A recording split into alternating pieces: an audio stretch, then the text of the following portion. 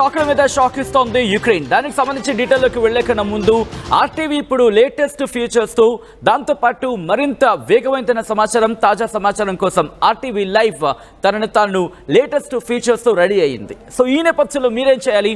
RTV live యాప్ని download చేసుకోండి. ఇప్పటికే ఎవరైనా డౌన్లోడ్ చేసుకుని ఉండుంటే కనుక వెంటనే అప్డేట్ చేసుకోండి. సో దట్ మీకు వేగవంతమైన సమాచారం మీ మునివేళ్లలో వెంటనే అందే ప్రయత్నం జరుగుతుంది. వేగవంతంగా తాజా సమాచారం కోసం వెంటనే ఆర్టీవీ లైవ్ యాప్ని అప్డేట్ చేసుకోండి. ఎవరైనా డౌన్లోడ్ చేసుకోండి ఏమైనా ఉంటే కనుక డౌన్లోడ్ చేసుకోండి. లింక్ డిస్క్రిప్షన్లో ఉంది. ఇక నేరుగా డీటెయిల్కి వెళ్ళిపోదాం. రష్యాకు మరో బిగ్ షాక్ ఇచ్చింది యుక్రెయిన్. రష్యా కీలక స్థావరాలకు సంబంధించి రష్యా కీలక వైమానిక స్థావరాలపై బాంబు దాడులకు దిగింది. Operation spider web video release చేసింది. ఆపరేషన్ స్పైడర్ వెబ్ ఆ వీడియోని రిలీజ్ చేసింది యుక్రెయిన్. ఒలెనియా బలియా ఆ వైమానిక స్థావరాలపై యుక్రెయిన్ దాడికి సంబంధించిన విజువల్స్ మీరు చూస్తున్నారు ఆర్టీవీ స్క్రీన్ మీద.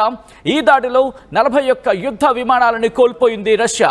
మరి ముఖ్యంగా న్యూక్లియర్ వెపన్స్ ని కూడా మోసుకు వెళ్ళగల సామర్థ్యం ఉన్న ఆ విమానాలను కోల్పోయింది, యుద్ధ విమానాలను కోల్పోయింది రష్యా. ఈ నేపథ్యంలోనే రష్యా కూడా దీనికి ప్రతీకారంగా ఆ ప్రతీకార చర్యలకు దిగేందుకు సిద్ధమవుతోంది. మరి ముఖ్యంగా 117 డ్రోన్లతో రష్యాపై యుక్రెయిన్ భారీ దాడికి దిగింది. దాడి వెనుక 18 నెలల పక్కా ప్రణాళిక ఉంది. ఈ నేపథ్యంలో ఒకసారి ఆ వీడియో చూద్దాం. ఇటు యుక్రెయిన్ రిలీజ్ చేసిన ఆ వీడియోని చూద్దాం. ఆ తర్వాత ఇన్ డీటెయిల్గా మాట్లాడుకుందాం.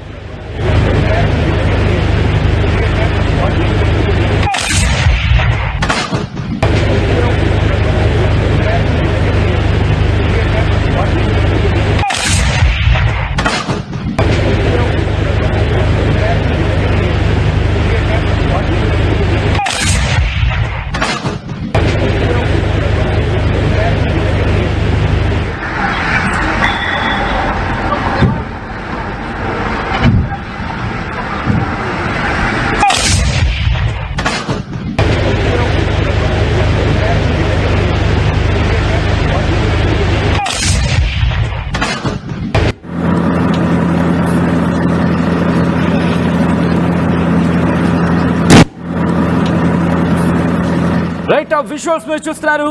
రిక్వెస్ట్ ఒక్కసారి ఫ్రమ్ ద బిగినింగ్ ఆ విజువల్ వెళ్ళే ప్రయత్నం చేద్దాం. ఇదిగోండి ఫెయిల్ సేఫ్ అంటూ ఇన్ఫ్యాక్ట్ అది మీరు చూడొచ్చు. కరెక్ట్గా ఎక్కడ కూడా డైరెక్షన్స్లో తప్పు లేకుండా అలాగే వెళ్ళి ఎక్కడ టార్గెట్ కొట్టాలో అక్కడ టార్గెట్ని రీచ్ అయింది అంటూ కూడా యుక్రెయిన్ చెప్పుకొచ్చిన పరిస్థితి.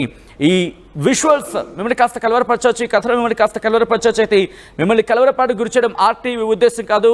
యుక్రెయిన్ రష్యా మధ్య ఎటువంటి పరిస్థితులను మీకు చూపించడంలో భాగంగానే ఈ కథనాన్ని చూపించడం జరుగుతుంది తప్ప మిమ్మల్ని కలవరపాటు గురి చేసే ఉద్దేశం ఆర్టీవీకి ఉండదు. కానీ ఇటువంటి కథనాలు చూసినప్పుడు కాస్త కలవరపాటు గురి అవకాశం ఉంటుంది. కాబట్టి దీనికి సంబంధించి తగిన జాగ్రత్తలు తీసుకోవాలని ఆర్టీవీ సూచించడం జరుగుతోంది. These are the disturbing visuals. Viewer discretion is advised. Visuals మీరు చూస్తున్నారు. మరీ ముఖ్యంగా ఎలా దాడులు చేసింది, ఎట్లా దాడులకు పాల్పడింది అనే అంశానికి సంబంధించి వీడియో రిలీజ్ చేసింది యుక్రెయిన్. ఇక్కడ రష్యాలోని ఆ డ్రోన్స్ మరి ముఖ్యంగా వైమానిక స్థావరాలకు దగ్గరలోని వీటిని ఏర్పాటు చేసుకుంది. ట్రక్కుల ద్వారా వీటిని తరలించింది. ఈ ట్రక్కుల ద్వారా వీటిని తరలించడం ద్వారా తన ఎగ్జిక్యూషన్, ఎందుకంటే ఇటు సరిహద్దుల నుంచి వచ్చింది అనుకుందాం, సరిహద్దుల నుంచి కనుక వెళితే అవి గాల్లోనే వాటిని పేల్చేస్తాయి. కాబట్టి సరిహద్దులు దాటించేసి రష్యాలోని వాటిని ట్రక్కుల్లోకి పంపించేసి ఆ 5 కీలక స్థావరాలకు సంబంధించి వాటి చోటుకి ఆ ఉన్న చోట్లకి ఈ ట్రక్కుల్ని పంపించడం ద్వారా వీటిని చాలా ఈజీగా ఎగ్జిక్యూట్ చేయొచ్చు అని చెప్పి పక్కా ప్లానింగ్తో వెళ్లే ప్రయత్నం చేస్తుంది. ఆ రూఫ్ టాప్స్ కూడా ఈ ట్రక్కులు ఏవైతే ఉంటాయో, మరి ముఖ్యంగా రిమెంబర్ భారత్కి పాకిస్తాన్కి మధ్య యుద్ధం జరిగిన సందర్భంలో మీకు గుర్తుండుంటే కనుక రవాణాను కూడా పూర్తి స్థాయిలో ఆపేశారు. బట్ ఒక్కసారి ఆ విజువల్ చూడొచ్చు. ఆ డ్రోన్లకు సంబంధించి ముందు కెమెరా పెట్టారు. అదుగు ఆ టార్గెట్, ఎక్కడ టార్గెట్ క్లియర్ చేయాలి, ఎక్కడ కొడితే ఆ పూర్తి విమానం ధ్వంసం అవుతుంది. ఆ విజువల్ మీరు చూడొచ్చు. ఎంత ప్రిసైజ్గా మీరు చూస్తే 30, 10, 20, 30 అదుగో మీరు చూడొచ్చు. ఆ బాల్స్ మీకు కనిపిస్తాయి కదా, ఆ మెజర్మెంట్స్కి సంబంధించి ఆ డ్రోన్స్కి ఉన్న ఆ కెమెరా లెన్స్ బట్టి ఎక్కడ దాన్ని టార్గెట్ చేయాలి, ఎక్కడ టార్గెట్ చేస్తే అది సక్సెస్ అవుతుంది. చూడండి ఎంత టైమింగ్ ఉండింది. కనీసం అంటే వైమానిక స్థావరాలు ఉన్న చోట ఎక్కడా కూడా వైమానిక స్థావరం ఉన్న చోట దాదాపుగా సెక్యూర్గా ఉండాల్సిన అవసరం ఉంటుంది. కానీ ఇక్కడ అదుగు మీరు చూడొచ్చు. ఈ యుద్ధ విమానానికి సంబంధించి టార్గెట్ని ఆ డ్రోన్కి ఫ్రంట్ కెమెరా మీకు గుర్తుండుంటే ఆర్టీవీ మీకు ఆ డ్రోన్తో సైతం చూపించే ప్రయత్నం చేస్తుంది. ఒకవేళ ఇఫ్ పాసిబుల్ ఆ డ్రోన్కి సంబంధించి విజువల్ని మనం చూపించే ప్రయత్నం చేస్తుంది. ఇన్ఫ్యాక్ట్ నేను మీకు ఎక్స్ప్లెయిన్ చేసినప్పుడు ఆ డ్రోన్కి ముందు భాగంలో కెమెరా ఉందో చూసారా, ఇలాగే ఆ కెమెరాతో ఈ ఎఫ్పివి డ్రోన్స్ అంటూ ఉంటారు. సో మీరు చూస్తున్నారు కదా, ఇది అక్కడ డ్రోన్ మాత్రమే వెళ్ళింది, కానీ డ్రోన్ ఆపరేట్ చేసేది వేరే వ్యక్తి. దీంతో పాటు దీన్ని మధ్యలో ఇది వెళుతుందా లేదా అని చెప్పి అక్కడ ఉన్న కొంతమందిని, అంటే స్పైగా అంటూ ఉంటారు కదా, గూఢచారుల్ని అక్కడ నియమించుకుంది. వీళ్ళందరూ కూడా కోఆర్డినేట్ చేసుకున్నారు. ఎంత పక్కా ప్రణాళికో యుక్రెయిన్ది ఇక్కడ క్లియర్ కట్గా అర్థమవుతోంది. సో అక్కడ వైమానిక స్థావరాలకి వెళ్ళింది ఆ డ్రోన్. మీరు చూస్తున్నారు కదా, ఆ డ్రోన్కి ఉన్న కెమెరా, ఆ కెమెరా వాటిని రికార్డ్ చేసింది. ఆ కెమెరాతో రికార్డ్ చేసిన తర్వాత ప్రిసైజ్గా అదిగో మీరు చూస్తే కనుక వెళ్ళిన తర్వాత ఎక్కడా కూడా వెంటనే కొట్టలేదు. ఎక్కడ ఏం చేసుకోవాలి, ఎక్కడ టార్గెట్ చేసుకుంటే ఆ పూర్తిగా విమానం ధ్వంసం అవుతుందనేది 5 ఎయిర్ బేసెస్కి సంబంధించి ఈ 5 ఎయిర్ బేసెస్ని కూడా టార్గెట్ చేసుకుంది. దాంట్లో బెలయా ఉంది, దాంతోపాటు మిగిలిన 4 వైమానిక స్థావరాలు కూడా ఉన్నాయి. వీటిని కొట్టడంలో ఒకటి, ఎందుకంటే ఇవి న్యూక్లియర్ వెపన్స్ని మోసుకు వెళ్ళే సామర్థ్యం ఉంది. అదిగో మీరు చూడొచ్చు, అదిగో అక్కడ ఏం చేసుకున్నాయి. అలా సెంటర్గా ఏం చేసుకుని దాదాపుగా 41 విమానాలని, రిమెంబర్ 41 యుద్ధ విమానాలని కొట్టేశాయి. యుక్రెయిన్ డ్రోన్స్ ఎలా దాడి చేయగలిగాయి? అక్కడ ట్రక్కులు ఉంటాయి కదా, సాధారణంగా యుద్ధం జరిగినప్పుడు మీకు గుర్తుంటే భారత్ పాకిస్తాన్ మధ్య రవాణాని ఆపేశారు.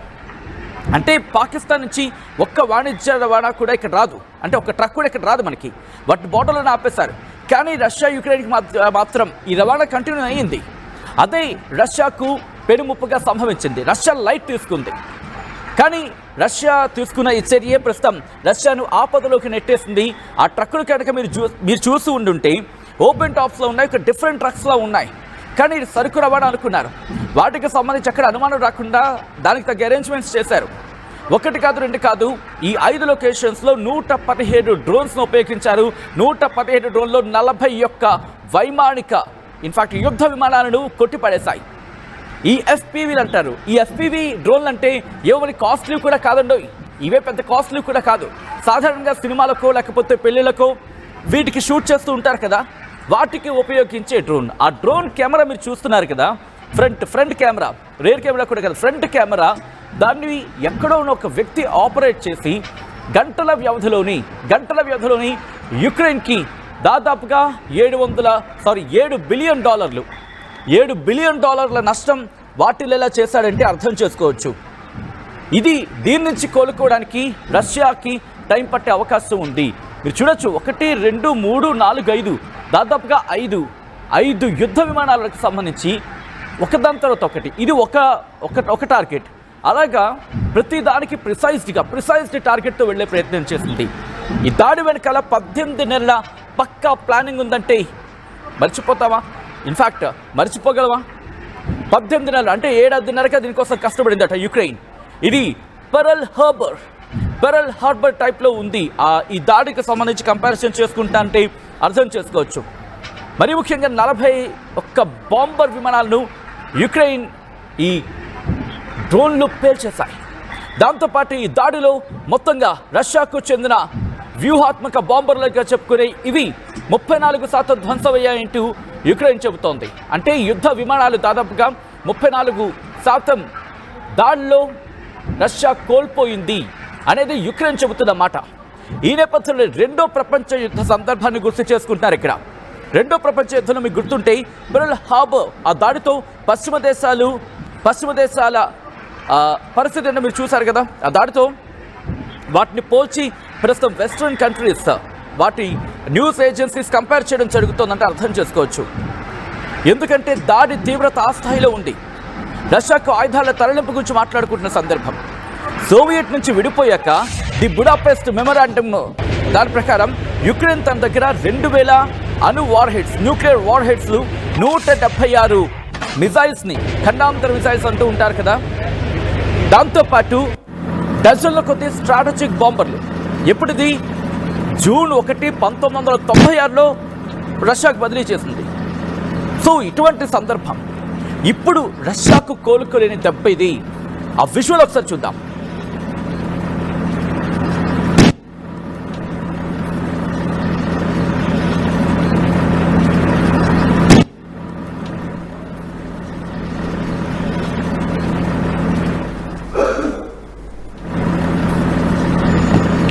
ఆ విజువల్ చూసారు కదా, అది ఎక్కడితో అయిపోలేదు. ఈ వైమానిక దాడులు అంటే ఈ డ్రోన్లతో దాడులకు పాల్పడిన తర్వాత, యుద్ధ విమానాలను పేల్చేసిన తర్వాత మరి ఆ ట్రక్కులు దొరికితేలా రష్యా కనుక ఆ ట్రక్కులు దొరికాయనుకోండి, మళ్ళీ రివర్స్ ఇంజనీరింగ్ చేసి ఆ టెక్నాలజీని కనుక్కుంటే ఎట్లా? అందుకే దీనికి కూడా ప్రతి దానికి వ్యూహాత్మకంగా వెళ్ళింది. ఎంత వ్యూహాత్మకంగా వెళ్ళిందంటే వాళ్ళ సెక్యూరిటీ ఇన్స్టిట్యూషన్స్ ఉంటాయి కదా, వాటి పక్క నుంచి ఆపరేషన్స్ చేశాయి, వాటి పక్క నుంచి ఆపరేషన్ ప్లాన్ చేశాయి. దాంతోపాటు అక్కడ వాళ్ళనే గూఢచారులుగా ఏర్పాటు చేసుకున్నాయి. ఎంత పక్కా ప్లానింగ్తో వెళ్ళిందో యుక్రెయిన్ చూడొచ్చు. రష్యాలోకి వెళ్ళి రష్యా వారిని గూఢచారులుగా మార్చుకొని దాంతోపాటు రష్యాలోనే ట్రక్కుల్ని నిలిపి దాదాపుగా అక్కడి నుంచి దాడులకు పాల్పడిన పరిస్థితి. అంటే అర్థం చేసుకోవచ్చు ఎటువంటి వ్యూహాత్మక ఎత్తుగడకు ఇటు రష్యా మీద యుక్రెయిన్ పాల్పడిందనేది. ఈ ఘటన ఒక్కసారిగా షాక్కి గురిచేస్తుంది. యుక్రెయిన్ కొట్టిన దెబ్బకి రష్యా ఉలిక్కిపడింది. ఇప్పుడు రష్యా కూడా ప్రతీకారం తీర్చుకునేందుకు సిద్ధమవుతోంది. మరి ముఖ్యంగా కీవ్ మీద దాడి చేయబోతోందా? ఇదే అంశానికి సంబంధించి పెద్ద ఎత్తున చర్చ జరుగుతోంది. ఇక్కడ రష్యా ప్రతీకార దాడికి ఈ రోజే దిగే అవకాశం ఉందా? అమెరికా ఇంటెలిజెన్స్ ఇప్పటికీ రష్యా కీవ్ మీద, యుక్రెయిన్ రాజధాని కీవ్ మీద దాడి చేసే అవకాశం ఉందంటూ హెచ్చరికలు జారీ చేశాయి. ఈ నేపథ్యంలో యుక్రెయిన్ ఏం కాబోతోంది? ఈ రోజు రాత్రికి యుక్రెయిన్ పట్టా పంచలుగా అయ్యే అవకాశం ఉందా? ఈ నేపథ్యంలోనే ఇప్పుడు ఒక్కొక్క అడుగు ఆచితూచి వేస్తోంది రష్యా. కొట్టే దెబ్బ మామూలుగా ఉండకూడదు అనుకుంటూ ఆలోచనలో వ్యూహాత్మకంగా వెళ్తోంది. ఒకసారి యుక్రెయిన్ రిలీజ్ చేసిన వీడియో చూద్దాం.